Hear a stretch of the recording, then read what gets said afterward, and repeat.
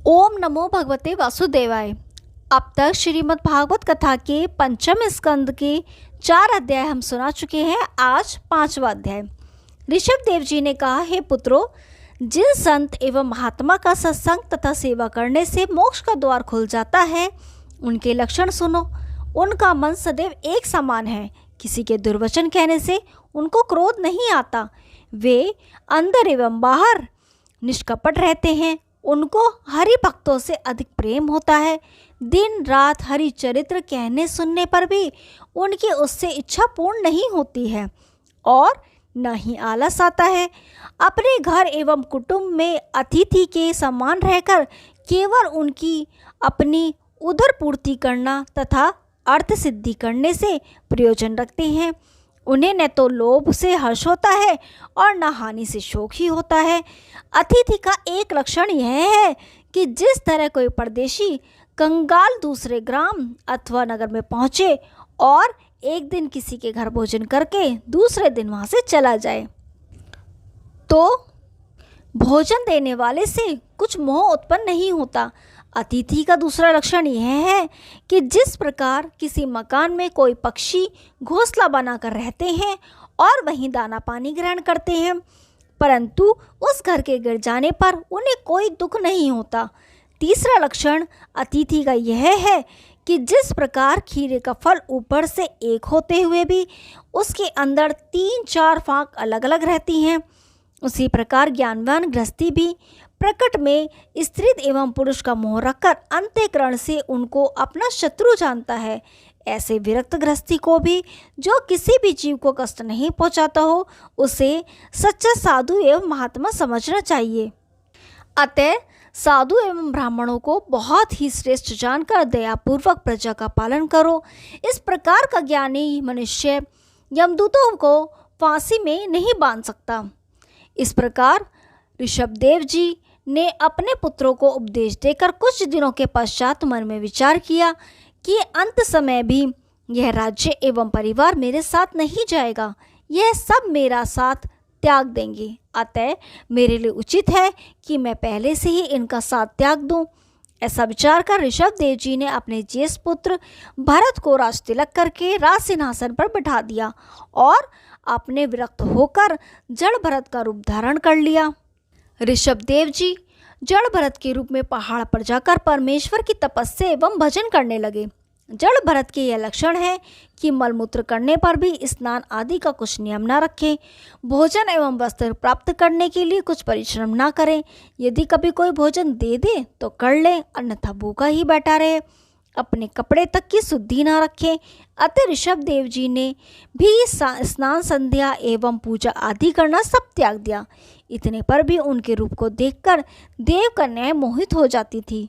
40 कोस तक उनके मलमूत्र की सुगंध पहुंचती थी। उसी समय अष्ट सिद्धियों ने उनके पास आकर अपने अपने गुणों का वर्णन किया, परंतु ऋषभदेव जी ने उनकी ओर आंख उठाकर भी नहीं देखा। ओम नमो भगवते वासुदेवाय। 5वां अध्याय समाप्त हुआ। अब 6ठा अध्याय। इतनी कथा सुनकर राजा परीक्षित बोले, हे महामुनि, ऋषभदेव जी जो श्री नारायण जी का अवतार थे, उन्होंने उन अष्ट सिद्धियों का मन अपनी तरफ आकर्षित करके वितरक्त क्यों नहीं कर दिया। जो व्यक्ति काम, क्रोध, लोभ, मोह, मन एवं समस्त इंद्रियों को अपने वश में न रखता हो, उसे अष्ट सिद्धियों की तरफ देखने से डर एवं खटका होता है। अतः ऋषभदेव जी तो उन सब को वश में किए हुए थे, फिर उन्होंने अष्ट सिद्धियों की ओर क्यों नहीं देखा। राजा परीक्षित के ये वचन सुनकर श्री सुखदेव जी बोले, हे राजन, ये चंचल मन काम, क्रोध आदि बड़े बड़े बलवान योद्धाओं की कुसंगति पाने से मनुष्य के वश में नहीं रहता है। उनमें भी कामदेव तो ऐसा बली योद्धा है जिसके की मद में मनुष्य अंधा होकर अपना हानि लाभ कुछ भी नहीं सोचता है।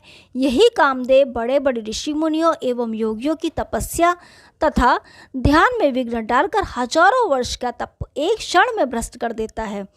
यह चंचल मन बिजली एवं पारे के सदृश कभी एक स्थिर नहीं रहता। अतः इस मन का विश्वास कभी नहीं करना चाहिए। जिस प्रकार मन चली स्त्री अपने पति को बुलावा देकर किसी अन्य पुरुष के पास चली जाती है, उसी प्रकार यह मन एवं इंद्रिय अष्ट सिद्धियों का कुसंग प्राप्त होने से चैतन्य होकर कुकर्म की इच्छा करने लगता है। यही सोचकर ऋषभ देव जी ने अष्ट सिद्धियों की तरफ नहीं देखा था, जिससे वे कामदेव को न रोकना पड़े। जड़ भरत के रूप में रहने पर शास्त्रानुसार धर्म रखने एवं षटकर्म करने का प्रयोजन नहीं रहता। अतः बहुत से मनुष्यों ने ऋषभदेव जी का चलन देखकर स्नान करना एवं वेद अध्ययन करना छोड़ दिया। तभी से ओसवाल तथा सराबगी मत का प्रचार हुआ। जो लोग वेद शास्त्रों को नहीं मानते, उन लोगों में इस मत का प्रचार हुआ। अब वे लोग जैन धर्मी कहलाते हैं। तत्पश्चात ऋषभदेव जी का शरीर उसी दशा में किसी तरह आग लगने के कारण जल गया। तब श्री नारायण जी अपना वास्तविक रूप धारण कर परम धाम को पराधार गए। ओम नमो भगवते वासुदेवाय। छठा अध्याय समाप्त हुआ। अब सातवां अध्याय। श्री शुकदेव जी कहने लगे, हे राजन, ऋषभदेव जी का भरत नामक श्रेष्ठ पुत्र जो उनकी जगह पर राजा हुआ था, उसने धर्मपूर्वक राज्य करते हुए प्रजा का पुत्र के समान पालन किया। उसने अपना विवाह विश्व रूप की कन्या पंचजनी से किया। उसी स्त्री से धूमकेतु आदि 5 पुत्र बड़े सुंदर एवं प्रतापशाली उत्पन्न हुए। जब राजा ने अनेकों यज्ञ करके उनका फल श्री नारायण जी को अर्पण कर दिया, तब राजा को परब्रह्म परमेश्वर की चतुर्भुजी प्रतिमा का दर्शन ध्यानावस्था में होने लगा। इसी प्रकार 10,000 वर्षों तक राज्य एवं सुखोपभोग करने के बाद सांसारिक संबंधों से स्वप्नवत मिथ्या जानकर उसने विरक्त हो अपने पुत्रों को राज सिंहासन सौंप दिया और स्वयं वन में पुलाश्रम नदी के तट पर, जहाँ श्री नारायण भगवान स्वयं शालिग्राम के रूप में निवास करते हैं, वहाँ बैठकर भगवत स्मरण में लीन हो गए। वहाँ वह पर्णकुटी में रहकर और कंदमूल खाकर राज्य के सुखोपभोग से भी अधिक आनंद का अनुभव करने लगे। अतः वेद की आज्ञा अनुसार ब्राह्मणों एवं क्षत्रियों को नित्य प्रति शालिग्राम जी की पूजा करनी चाहिए। एक दिन राजा भरत दोपहर के समय नदी के तट पर बैठे हुए श्री सूर्य नारायण का ध्यान कर रहे थे। उसी समय एक गर्भवती हिरनी अपने हिरणों के झुंड से अलग होकर जैसे ही वहां जल पीने लगी, वैसे ही एक सिंह बोल पड़ा। उसका शब्द सुनते ही हिरनी भागी तो नदी का सेतु लांघते समय उसके पेट से बच्चा गिर पड़ा। वह बच्चा तो जिंदा बच गया, हिरनी उसी जगह मर गई। राजा भरत ने यह दशा देखकर विचार किया कि इस बच्चे को यहाँ पड़ा रहने से कोई जानवर खा लेगा, या मारे भूख या प्यास के, या मर जाएगा तो इसका पाप मुझे लगेगा। श्री नारायण जी ने इसका बोझ मेरे ऊपर डाल दिया है, इसलिए इसकी रक्षा करना चाहिए। ऐसा विचार कर राजा ने उस बच्चे को उठा लिया और पानी से धोकर अपनी कुटी पर ले आए और गाय का दूध पिलाकर उसे पालने लगे। ओम नमो भगवते वासुदेवाय। 7वां अध्याय समाप्त हुआ। अब 8वां अध्याय। शुकदेव जी बोले, हे राजा, जब उस बच्चे को पालने से अधिक ममता हुई तो निज करों द्वारा हरी घास चीरकर उसको खिलाने व अपने समीप सुलाने लगे। दिशा फेरने व स्नान करने के समय भी उसे अपने साथ रखते थे। पूजा व तब भी उसे अपने निकट बैठाकर करते थे। भरत जी की उस बच्चे के प्रति घनिष्ठ प्रीति के फलस्वरूप उनके जप एवं ध्यान में विघ्न उत्पन्न होने लगा। जब वह बच्चा कहीं चला जाता तो वे उदास बैठ जाते थे। अकस्मात एक दिन बच्चा छूटकर वन में चला गया और अपने समूह में मिल गया और कुटी में वापस नहीं आया। जब राजा के अत्यधिक अन्वेषण पर भी वह नहीं मिला तो शोक से कहने लगे, मैंने महाभूल की, अकेला छोड़ देने के कारण वह पलायन कर गया। मैं यदि यह जानता कि वह कहीं चला जाएगा तो उसे अकेलापन नहीं छोड़ता। ईश्वर कृपा करके मेरा भाग्योदय करे, जिससे बच्चा मेरे पास आ जाए। क्रोधित होने पर वह मुनीश्वरों के बालकों की तरह डरता था। पृथ्वी, तूने उसे अकेले देखकर उठा लिया है, अतः मेरे बच्चों को बता दे। जब इसी प्रकार शोक विलाप करते हुए रात्रिकाल आ गया तो राजा बोला, हे चंद्रमा, तुम्हारी दृष्टि में वह बच्चा अवश्य होगा, अतः जहाँ मेरा बच्चा हो कृपा कर बता दो, जिससे वह मिल जाए, अन्यथा मेरे प्राण निकलने के लिए व्याकुल हैं। पुत्र की मृत्यु होने से जो शोक होता है, उससे अधिक चिंता भरत जी ने उस बालक के लिए की। उस दिन स्नान, पूजा और भोजन कुछ भी नहीं किया और उसी शोक में मर गए। बच्चे के ध्यान में मरने के कारण देह त्याग कर हिरण का जन्म प्राप्त किया। ओम नमो भगवते वासुदेवाय। 8वां अध्याय समाप्त हुआ। अब 9वां अध्याय। शुकदेव जी बोले, हे राजन, भरत जी हिरण का जन्म प्राप्त कर वन में रहने लगे, तथापि हरि भजन की महिमा से पिछले जन्म की स्मृति थी। अतः अपनी अज्ञानता को याद कर मन में विचारते थे कि हरि चरणों को त्याग कर जैसा स्नेह उस बच्चे से किया, वैसा अपनी पत्नी व पुत्र से भी नहीं किया था। उसके मोह के कारण ही मनुष्य से हिरण की देह पाई है। भरत जी पूर्व बात सोचकर किसी हिरणी आदि से प्रेम नहीं करते थे। कहते थे कि न मालूम इनकी संगति से मेरी क्या गति होगी। इसी कारण वह किसी जीव को पीड़ित नहीं करते थे और न ही हरी घास खाते थे। गिरे हुए सूखे फल व पत्ते खाकर हिरण देह होते हुए भी ईश्वर का ध्यान और स्मरण करते थे। इतनी कथा सुनकर शुकदेव जी बोले, हे राजन, मृत्यु के प्रति क्षण मनुष्य को डरना चाहिए, ना मालूम किस समय मौत आ जाए। ये एक हिरण के बच्चे के मुंह में ऐसे महात्मा की यह गति हुई, फिर दूसरों की क्या शक्ति है। जो कोई हरि भजन छोड़कर मायाजाल में फंसेगा, उसकी ऐसी गति होगी। भरत उस शरीर में निरंतर इसी बात को सोचते थे कि जल्दी ही इस शरीर से मुक्ति मिले तो मनुष्य शरीर पाकर ईश्वर का भजन करूं। एक दिन नदी पार कर रहे थे।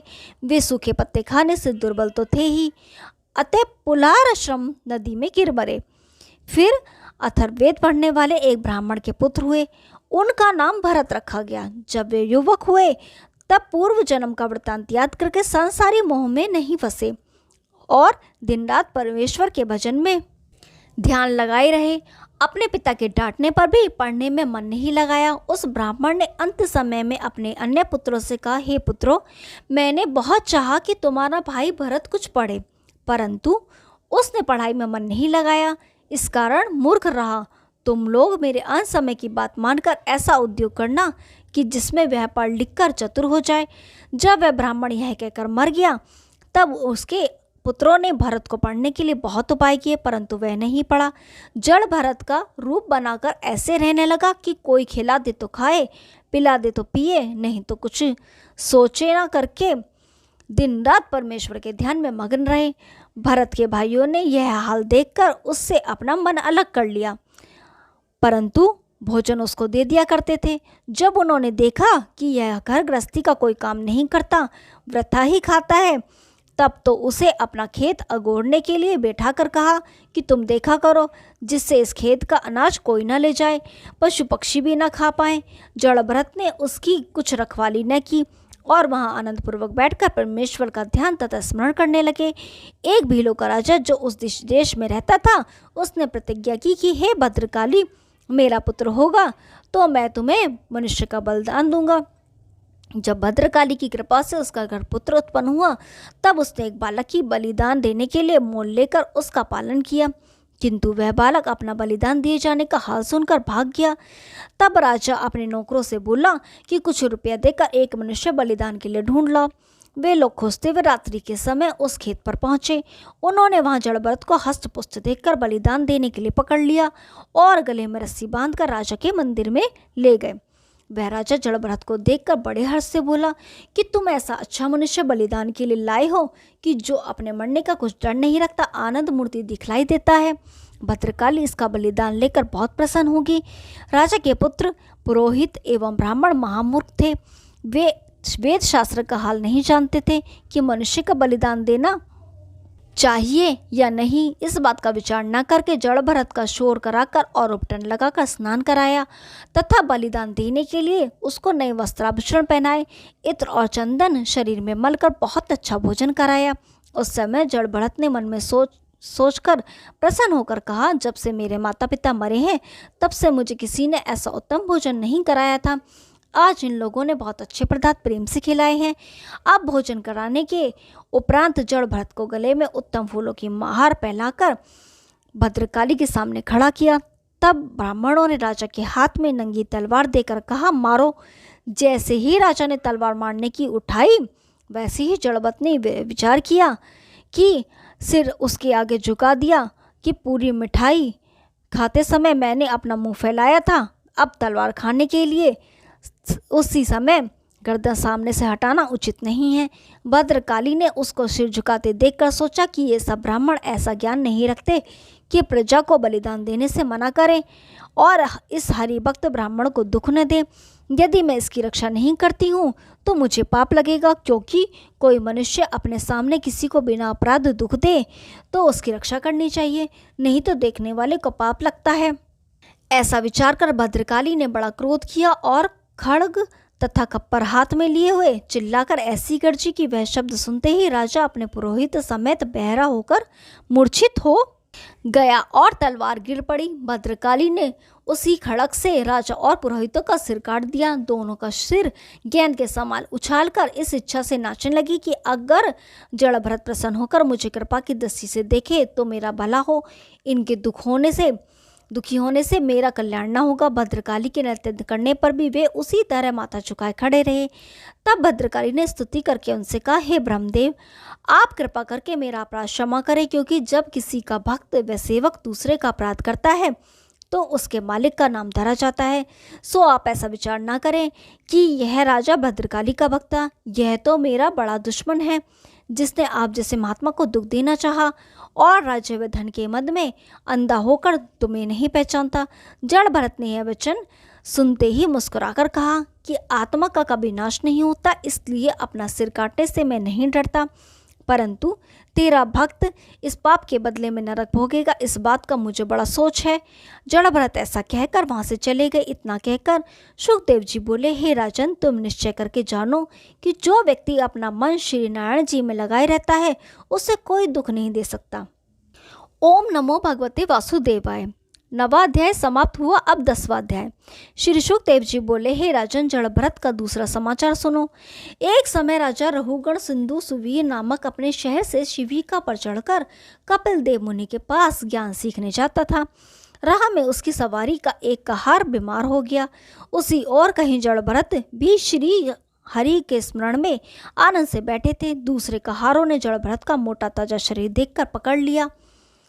जड़भरत आनंदपूर्ण राजा की पालकी उठाए चल दिए और इस अपमान का उनको कुछ सोच नहीं था, परंतु पृथ्वी को देखते हुए चींटी आदि जीवों को दबाने से बचते हुए पैर रखते थे। अतः जब कई बार पालकी हिल गई तब राजा ने क्रोध से कहारों की ओर देखकर कहा, तुम लोग पालकी क्यों हिलाते हो?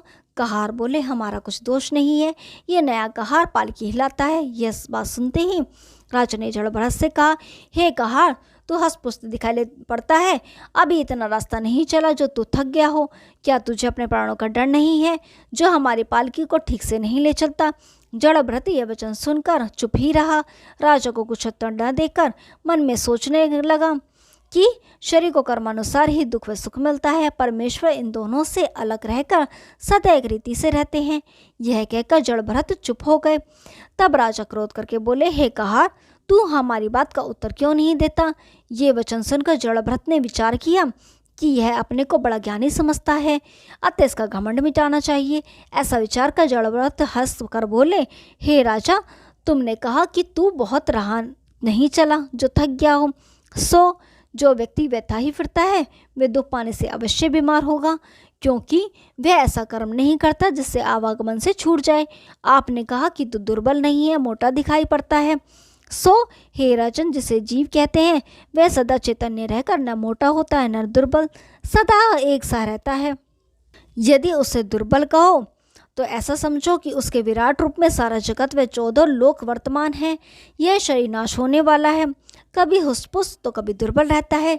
जिसने इस अनित्य शरीर में प्रीति लगाई है उसे इन बातों का विचार करना चाहिए। तुमने जो यह कहा कि तू मरने की इच्छा रखता है, सो मेरे लिए जीना व मरना दोनों बराबर हैं, क्योंकि बिना मृत्यु आए कोई नहीं मरता। हे राजन, परमेश्वर का प्रकाश मेरे, तुम्हारे और सब जीवों में एक शरीर में एक सा है, अतः मैं स्वामी व सेवक के समान जानता हूँ। तुम इसी शरीर तक राजा हो, मरने के उपरांत हम अथवा आप दोनों बराबर हो जाएंगे। इसलिए तुमको यह शक्ति नहीं है कि जो अविनाशी पुरुष आत्मा को दुख दे सके।